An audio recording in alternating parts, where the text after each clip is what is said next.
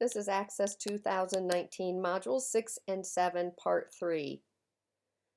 We're going to be looking at a PowerPoint that talks about the difference between the sections that are available in a report and the sections that are available in a form.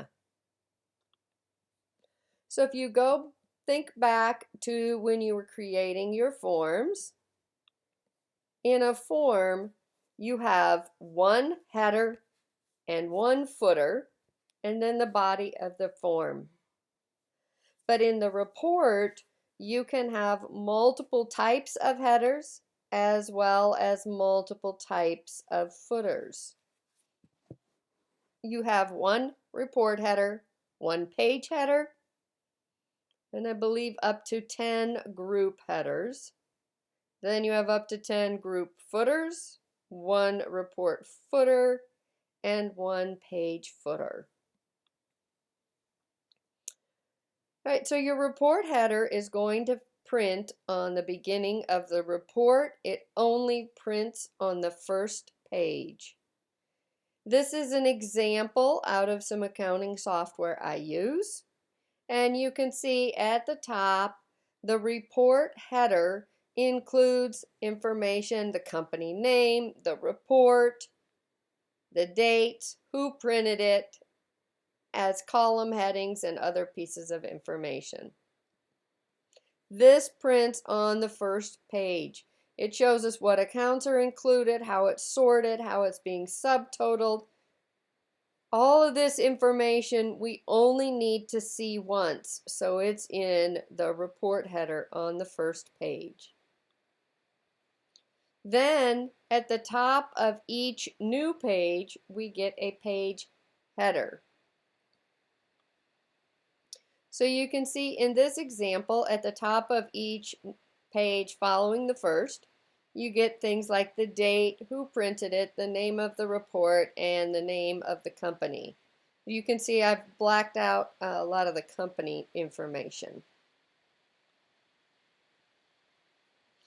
Then we get grouping levels. Groups are areas that we can use to subtotal. We can have up to 10 grouping levels in a report, and each grouping level can have a heading, but it's optional. So let's take a look at our example here. So we have two group headers. First, we're grouping our report by account number, and then within the account number, we're grouping it by month of the date. So you can see at each new account number, we get additional heading information. At each new month, we do not get additional information that prints. So it's grouping by month, but we do not get headings with each month. So there's no group header for the second group, only the account group.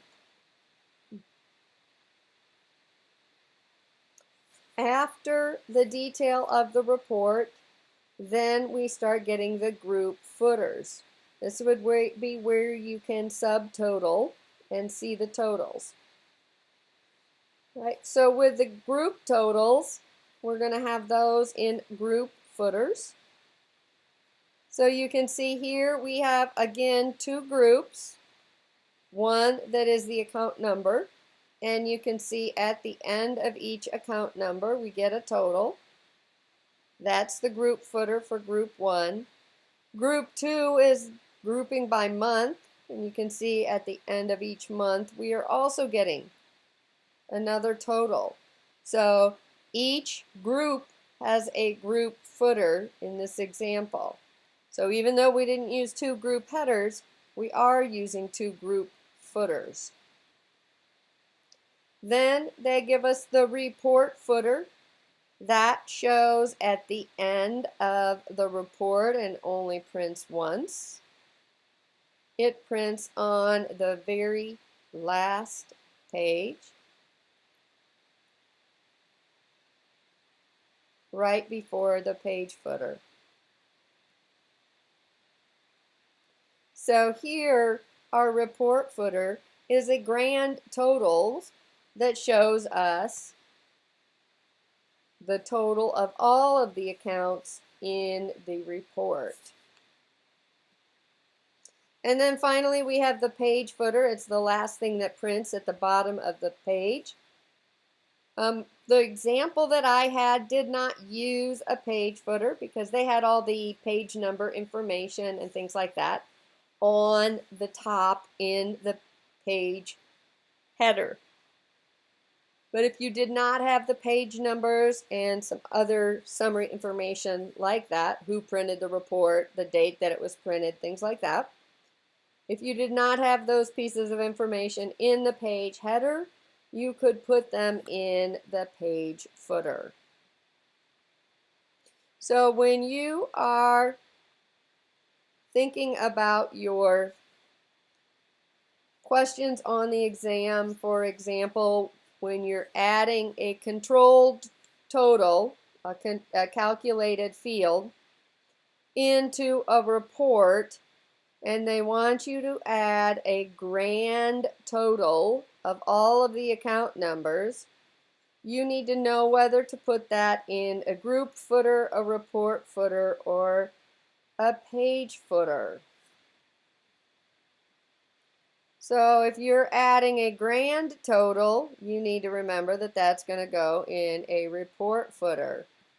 If you're adding a group total, such as I want the subtotal when it breaks to a new account, you need to then add that to the account group footer. Or if you were adding it as the date subtotal, you would add it to the date or month group footer.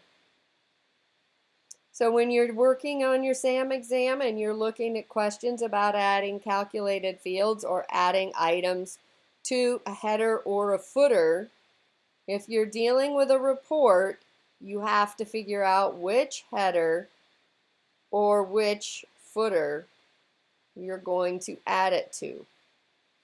Because not only do you have to know how to correctly add that piece of information, you need to place it in the correct header or footer. And that concludes this segment.